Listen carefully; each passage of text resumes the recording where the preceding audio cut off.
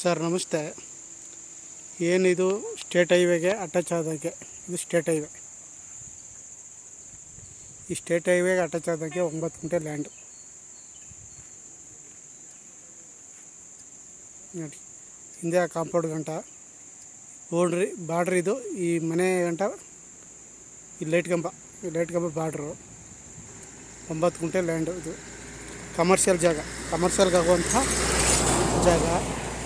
ಜಾಗ ಸೂಪರ್ ಆಗೈತೆ. ಕಮರ್ಷಿಯಲ್ಗೆ ಒಳ್ಳೆ ಜಾಗ ಇದು.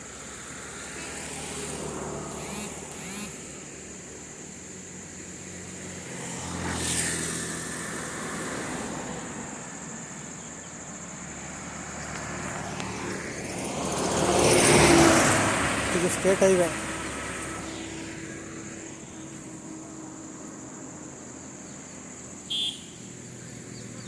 ಕಮರ್ಷಿಯಲ್ ಜಾಗ ಇದು. 9 ಗುಂಟೆ ಡೈರೆಕ್ಟ್ ರಿಜಿಸ್ಟ್ರಿಗೆ ಇದೆ.